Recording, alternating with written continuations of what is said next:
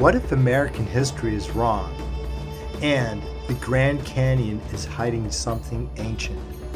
What if someone found it? And what if they made sure you would never know? The records from 1909 suggest exactly that.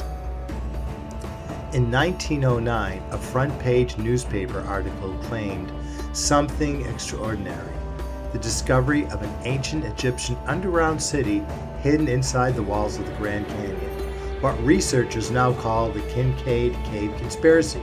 This wasn't just any story, it was detailed, specific, and explosive enough to rewrite human history. And then it and photos of it vanished, as well as the people who were named in it were just gone, without a trace. And the Smithsonian, the institution at the center of it all, says none of it ever happened. But here's the thing, they never proved it didn't. Let's start at the real beginning. Not 1909, earlier than that. Back in 1882, geologist Clarence Dutton published something called Tertiary History of the Grand Canyon District. This was groundbreaking work, one of the most comprehensive geological surveys of the canyon ever conducted. Dutton wasn't some fringe character either. He was a Yale graduate who worked directly under John Wesley Powell, the first man to document an expedition through the Grand Canyon in 1869. Dutton represented the establishment, which makes his naming choices so puzzling. When Dutton cataloged the geological formations he found inside the Grand Canyon, he named them after Egyptian and Hindu gods: Tower of Set, Tower of Ra, Isis Temple, Osiris Temple, Horus Temple, Cheops Pyramid, Buddha Cloister, Buddha Temple, Manu Temple, and Shiva Temple. 33 natural rock features in total: towers, canyons, formations, alcoves, and buttes, all carrying names from ancient Egypt, ancient India, and other ancient civilizations. Now, you could call this creative geology, and scientists get flaky with names all the time. But here's what makes it interesting. Those 33 formations aren't scattered randomly across the park. They're clustered in one specific area, just north of the South Rim Visitor Center. That concentration sits in the exact region where 27 years later, a man would claim he found an Egyptian cave complex hidden in those canyon walls. 27 years before the article was published, someone was already naming that part of the canyon after Egyptian gods. Maybe Dutton just loved mythology, or maybe he saw something in those walls that the rest of us were never supposed to know about. By 1909, the U.S. Board on Geographic Names had officially adopted the name Cheops Pyramid. This wasn't casual shorthand.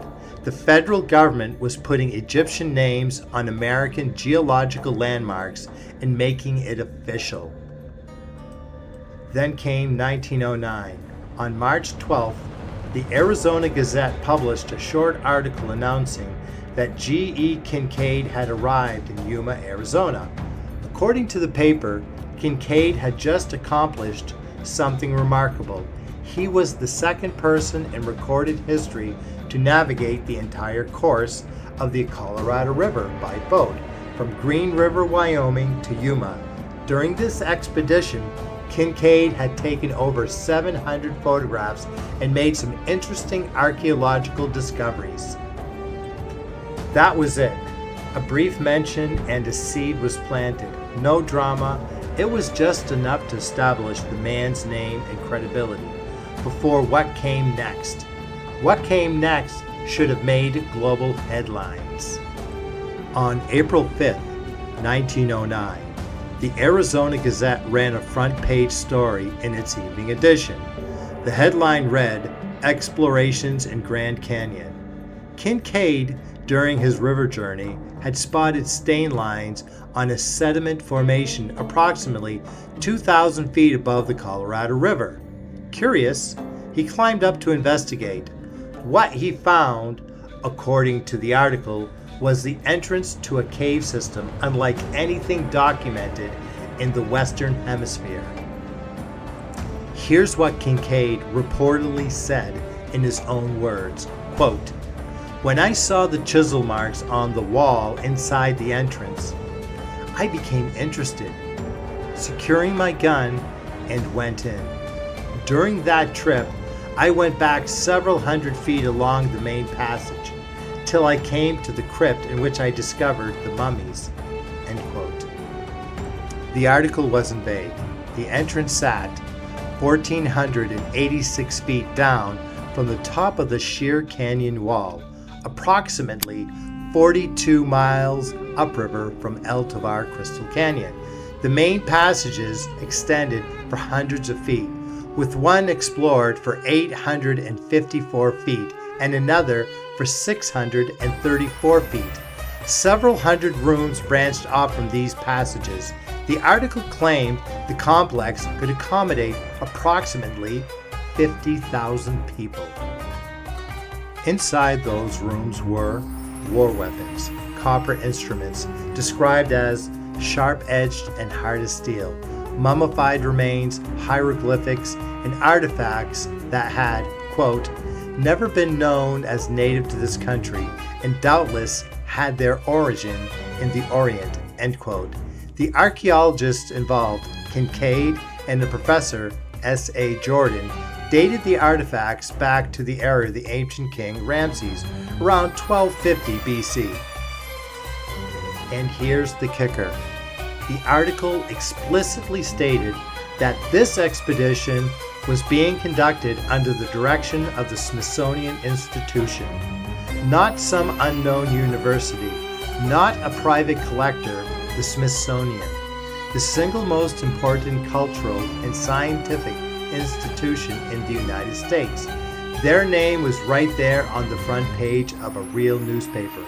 What happened next was nothing, or more accurately, what didn't happen next. 11 days later, on April 16th, the Coconut Sun published a headline that read, "Looks like a Mulhatan story." That referenced Joseph Mulhatan, a notorious hoaxer who had made a career out of fooling journalists with elaborate tall tales. His name had become synonymous with newspaper hoaxes. By April 25th, the story had been reprinted in the daily Arizona Silver Belt. 3 days after that, it appeared in the Bisbee Daily Review. Then, silence. The biggest archaeological discovery in American history, if true, had just faded into background noise. Nobody followed up, investigated, or published a retraction. The story just stopped. Here's a detail that should bother you. Neither the March 12th article nor the April 5th front page article carried a writer's byline. For what would have been the most significant archaeological find in modern history, not a single journalist put their name on it, alleging Egyptian mummies and artifacts inside the Grand Canyon. Front page of the newspaper, naming the Smithsonian as the sponsoring institution, and nobody wanted credit for the story, or nobody was allowed to take it. Let's examine the people involved. G.E. Kincaid. No record of him exists outside of these two articles. No census match that conclusively identifies him. No university affiliation, no published papers, no death record linked to the name. And here's another wrinkle. In the March 12th article, his name is spelled Kincaid with a C. In the April 5th front page article, it's spelled Kincaid with a K. Nobody caught that or cared. Either way, these two Arizona Gazette articles remain the only known published references to G.E. Kincaid in all of recorded history. Same goes for Professor S.A. Jordan, sometimes spelled Jordan with an O. The article identifies him as a Smithsonian archaeologist leading the expedition. According to the Smithsonian, he never existed. In the year 2000, the Smithsonian Institution issued an official response to ongoing inquiries about this story. Their Department of Anthropology stated they had searched their files and found no mention of a Professor Jordan, no mention of Kincaid, and no mention of a lost Egyptian civilization in Arizona. The Smithsonian also noted the original article misspelled the institution's name as Smithsonian Institute rather than the correct Smithsonian Institution. The case was closed according to them. But is it? David Hatcher Childress didn't think so. In 1992, Childress published Lost Cities of North and Central America, reviving the 1909 story in full detail. Childress isn't some anonymous blogger. He's a recurring guest on the History Channel show Ancient Aliens. Now, whether you take that show seriously or not is up to you, but his argument is worth considering. He suggested that the Smithsonian's inability to confirm the existence of either Jordan or Kincaid didn't necessarily prove the story was false. It could just easily mean somebody went through those files at some point. Nobody can say for certain either way. Now that's a leap, but consider this. If a major newspaper in 1909 printed the Smithsonian's name on its front page in connection with an expedition that never happened, involving people who never existed, what stopped the Smithsonian from suing for defamation? What stopped them from publishing a correction? What stopped them from doing anything at all in 1909? They didn't. They waited 91 years to deny it. It printed in multiple newspapers across Arizona. It sat in public archives for nearly a century, and the most powerful scientific institution in the country said nothing until someone forced them to respond in the year 2000. Here's where the story takes on another dimension entirely. Let's talk about what's actually inside the Grand Canyon right now, or more precisely, what we don't know is inside the Grand Canyon right now. Only 3.3% of the Grand Canyon has ever been formally surveyed. 3.3%.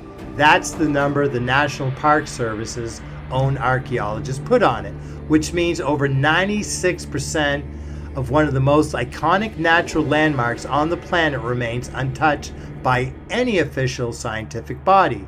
And within those walls, the National Park Service estimates up to 2,500 caves exist inside the Grand Canyon. Not 1,000, 2,500. Of those, only a few hundred have ever been entered, mapped, or documented. The rest are still out there, waiting. And getting permission to look inside is, for all practical purposes, impossible. The Federal Cave Resources Protection Act of 1988 and the Archaeological Resources Protection Act provide the legal framework through which access to all caves within the Grand Canyon is managed and restricted. Certain areas of the canyon are completely closed to the public. Hiking, camping, and independent exploration are all prohibited. And there are legitimate reasons for that. Preservation, safety, and environmental protection. Nobody's disputing that. There's one more layer most people overlook. 11 Native American tribes considered the Grand Canyon part of their cultural and spiritual traditions. The Hopi, Navajo, and others have deep ancestral connections to this landscape stretching back thousands of years. The Hopi are particularly relevant here. Their legends describe beings called the Ant People, humanoid figures who sheltered Hopi ancestors underground during periods of catastrophe on the surface of the earth. And when that period of refuge ended, when it was time to emerge into a new world, where did their ancestors come out? The Grand Canyon. Specifically, a site called Sipapuni, at the confluence of the Little Colorado and Colorado rivers. That's the sacred emergence point in Hopi cosmology, which is the threshold between the world below and this one, the place their ancestors crossed through from the underground into the present world. So the story isn't just that there are caves in the canyon. In Hopi tradition, the canyon itself is the exit point from an underground existence. Thousands of years before anyone put a name like Isis Temple or Cheops Pyramid on the map. A front-page newspaper article in 1909 made an extraordinary claim, which named the Smithsonian as the sponsoring institution, provided specific measurements down to the foot, and described artifacts in detail, and then simply disappeared from public discourse. The two people named in it have no verifiable existence outside of those articles. The 700 photographs were never produced, submitted, or located in any archive. No retraction was ever published, no defamation suit was ever filed, and the Smithsonian waited until 2000 to say it never happened. Meanwhile, 33 Egyptian and Hindu named formations sit in the canyon walls, named in 1882, 27 years before the article, in the exact area of the alleged discovery. Meanwhile, 96.7% of the canyon has never been surveyed. Up to 2,500 caves have never been explored, and the specific area matching Kincaid's description remains closed to independent investigation and protected by federal law. That's not proof of anything, but it's also not nothing. And until someone actually goes into those caves and documents what's there or what isn't there, we're left with a 116-year-old newspaper article, a denial from the Smithsonian that took 9 decades to arrive, and a whole lot of canyon that no one's allowed to look inside. The truth about the Grand Canyon might be exactly what the textbooks say it is. Just a canyon that was carved by water over millions of years. Nothing hiding in those walls but rock and silence. But if that's the case, you'd think they'd just let someone go in and prove it.